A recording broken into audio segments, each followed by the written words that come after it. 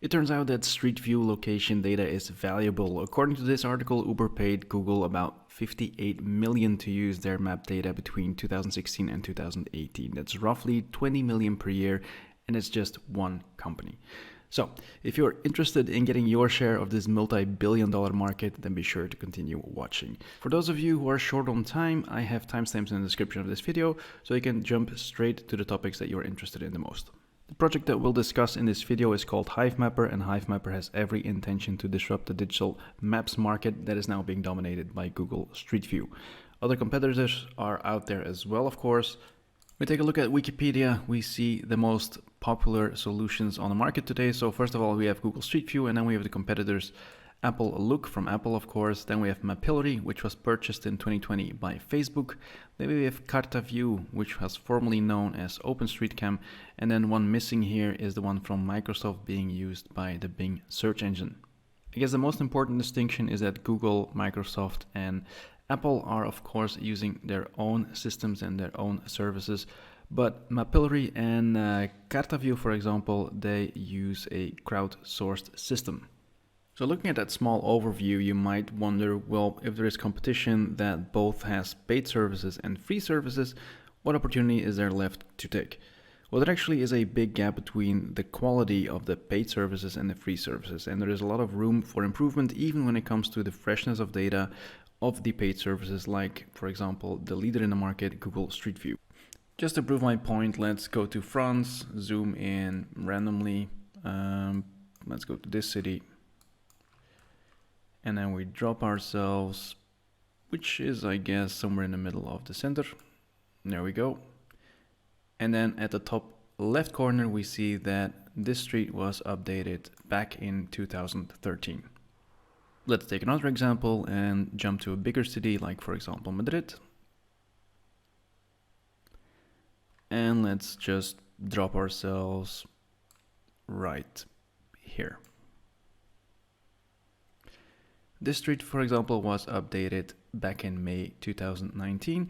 That, of course, is also a while ago. As a last example, let's jump to Brussels. Then we go to the Grand Place, which, of course, is the most important square in the middle of Brussels. And let's just drop ourselves right next to it. And even there we can see that one of the streets right next to the Grand Place in Brussels has only been updated in 2019. So I think we can all agree there is some room for improvement when it comes to the freshness of these images. So the goal of Hivemapper will be to solve this by combining the low-cost structure of a crowdsourced service together with the quality of a paid service by creating a token-incentivized marketplace that uses their own resources and time, but it's forced to use a standardized camera that ensures a quality at a certain level. So again, this creates a situation that people invest their own time, which means it's crowdsourced, but there is also a standardization when it comes to the quality of the images by using a standardized camera.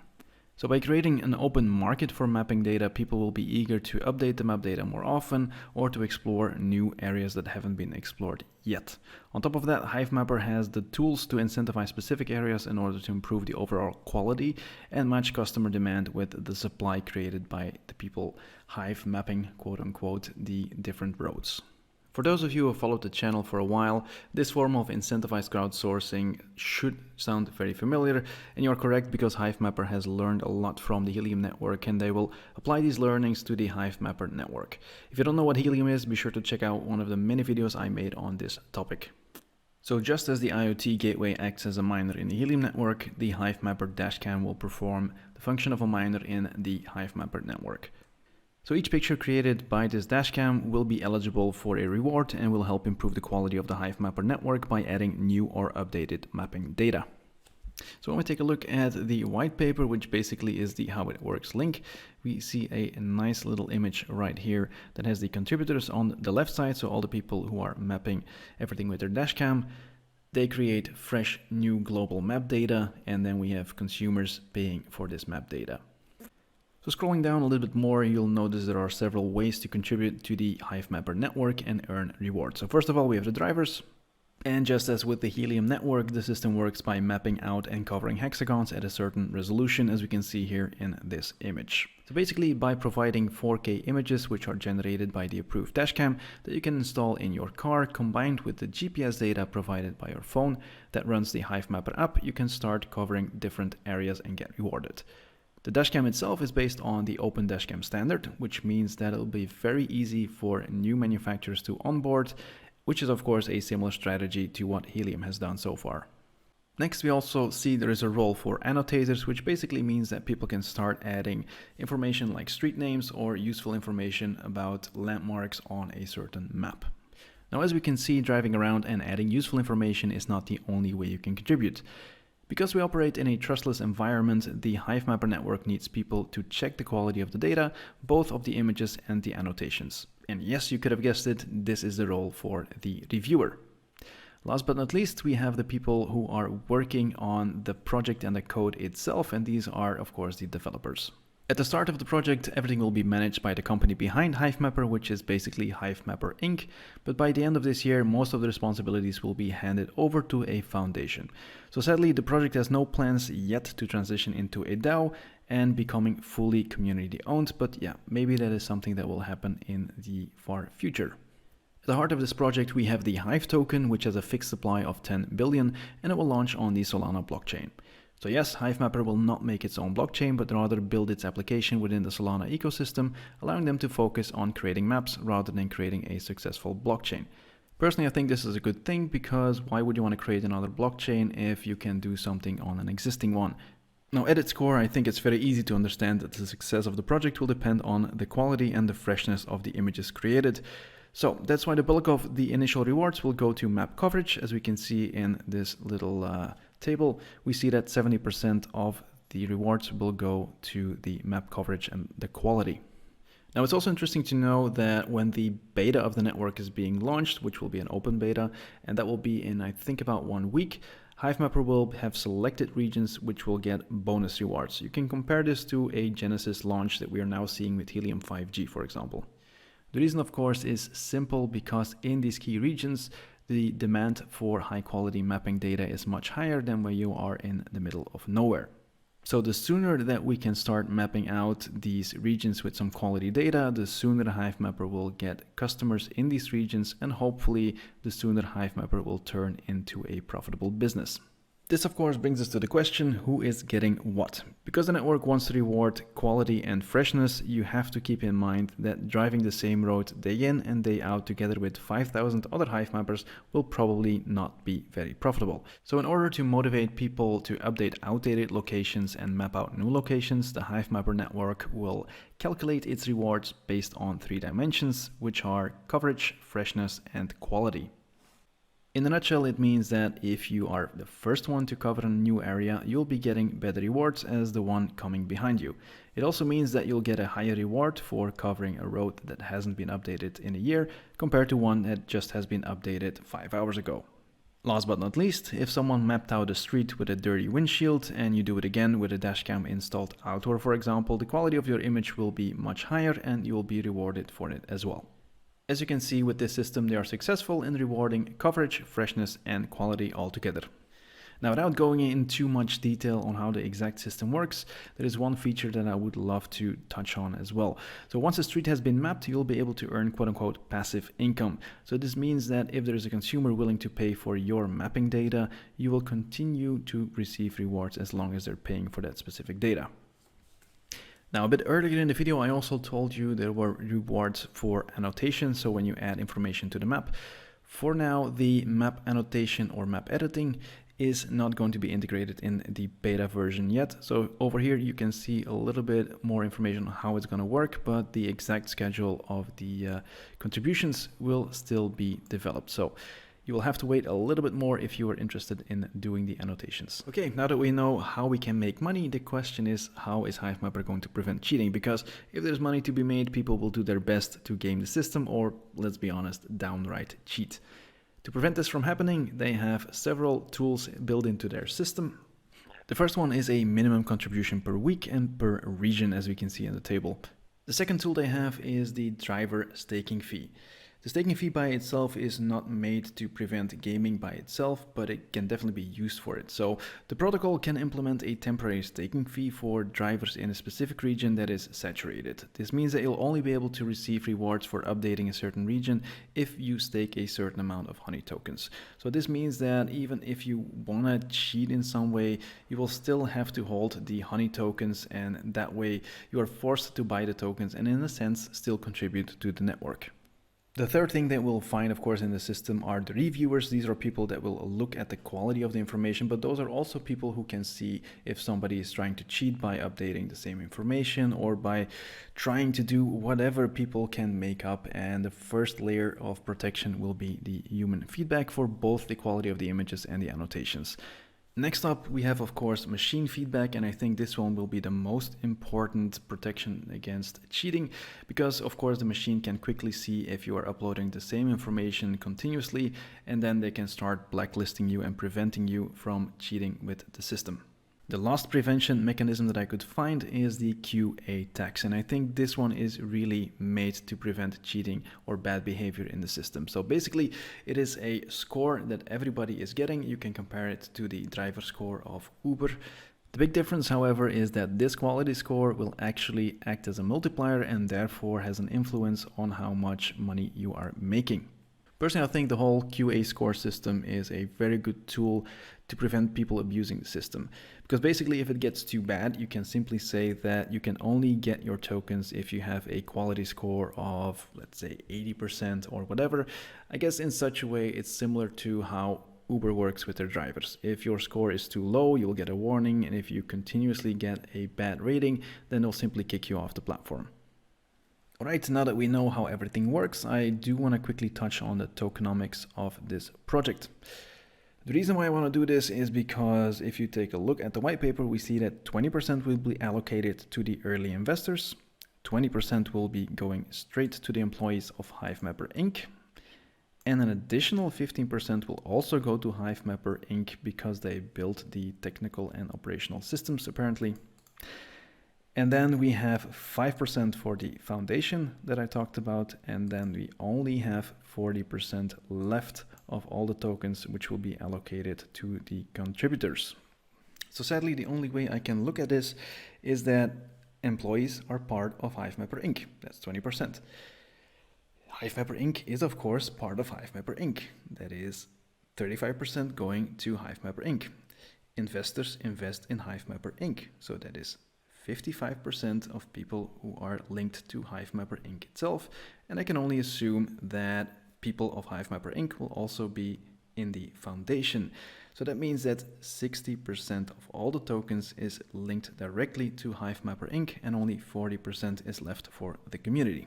So I don't want to get stuck on this topic or this percentage, but I do think it's important to know.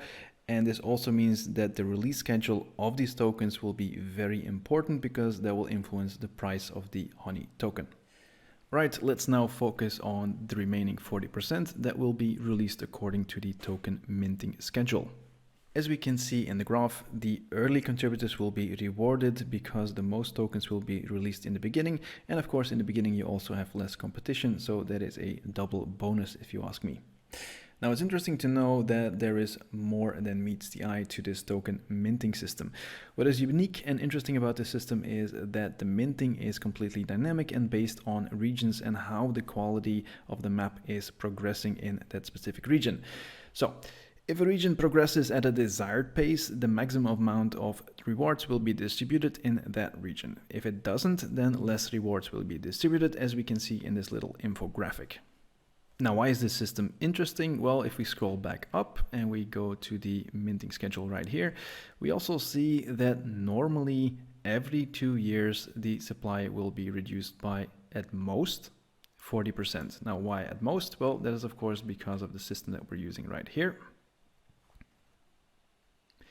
And the reason why it's at most is because if the quality of certain regions is not good enough, we will not be distributing 100% of the tokens, but we will be distributing less, of course. And the less we reduce the supply, the longer this schedule will drag out, of course. Now that we know all of that, there is only one big question that remains, and that is it worth the investment of $650 US? As with all of these projects, it strongly depends on what your situation is, what your risk level is, if $650 is a big investment, yes or no, do you have a car, and so forth. Additionally, you have to believe that these guys can actually make it happen. So in order to begin even assessing if these guys can actually make it all work, I like to take a look at the team. When we take a look at the About Us page and we scroll down, we see our investors and we have some very noteworthy names here. Scrolling down even further, we see our partners and advisors, and again, we see some very interesting names and people who are known in the industry. And then we can continue scrolling and scrolling and scrolling, and yes, the one thing that is missing is information on the team itself, and that is something I find strange. Thankfully, I was able to find Hivemapper on Crunchbase, and yes, here we can see that Ariel Seidman and Evan Moss are the founders of this project. When we take a look at the LinkedIn page of Ariel Seidman, we see that this guy has been around the tech space for quite some time. So first of all, he worked at Oracle, Yahoo, and Gigwalk, and now of course he is the CEO and founder of Hivemapper. Thankfully, we can also see a little bit more information about the rest of the team, because on this page we see that they have a team of engineers and product designers from Google Earth, which in this case is very useful, Yahoo, Mapbox, Palantir, and more. Next in line is Evan Moss, and as we can see, he is the CTO of the project and he has more than 15 years of experience as a developer in a wide range of different companies. When you click on all Show 18 experiences, we see that he's now the CTO of the company, and scrolling down we see a whole list of different companies that he worked for in the past 15 years. So yeah, I think we can conclude that Ariel has the business development skills and Evan Moss clearly has the technical skills to lead this team. The rest of the knowledge is acquired by the right employees and the different advisors that they have. When it comes to investors, Crunchbase teaches us that they got 21 million in a Series A from 26 different investors. This also means on average that each investor has a little over 1% of the token supply. This brings us to the question, is 21 million in funding enough for a project like this? Well, let's first take a look at the employees. Apparently, according to Crunchbase, they have between 11 and 50 employees. So let's just take the average, which will bring us at about 30 people. We then take a look at the average wage in Silicon Valley. That's about 100,000.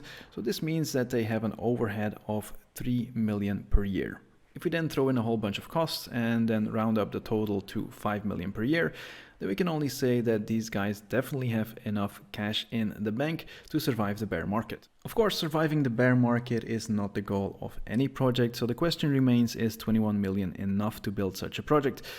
Now, personally, I like to take a look at the competition, and as we know, Mapillary is a competitor of the Hivemapper system, and they have been around for quite some time, so they have a business model that works, otherwise Meta would not have bought them. As we can see on Crunchbase, Mapillary, they got 24.6 million in funding, which is in the same ballpark of the funding that Hivemapper got. It is also important to keep in mind that they have a similar system, because Mapillary is also using a crowdsourced system, just as Hivemapper is going to do as well. Last but not least, Hivemapper is also able to get additional funds because they are getting their own tokens, and they will be able to sell their own tokens on the open market, and that will generate some extra cash flow within the company. So it seems that the project is viable, and then there is only one question that remains, that is the potential returns that you will get as a driver in this ecosystem. My personal suggestion is, since we don't have any price for the Honey token, is that you treat it as similar projects that we have seen in the past. Usually, projects like this, they will give you a return on investment of 3 months. We've seen that with Helium and some other projects. This, of course, is only true for early adopters and if the project really gets traction. I mean, if nobody's interested in the project and you're the only one that bought one of these devices, then probably the Honey token will not be worth anything and you will not be getting any return on your investment. In the long run, I like to compare these types of projects to just mining in general, and usually a good rule of thumb is that you will get a return on investment of 2 years. So if you would take 2 years in mind, that would translate in about $30 per month, which isn't bad if you're just driving around anyway. As for myself, I'm going to try and get myself a sample to make a review and do an unboxing video for you guys. Alright, that's it for this video. If you got any questions, do not hesitate to post a comment and I will get back to you as soon as I can. If you made it all the way to the end and you haven't subscribed yet, please hit that like button, hit that notification bell and hit that subscribe button. Thanks again for watching and I'll see you guys in the next one.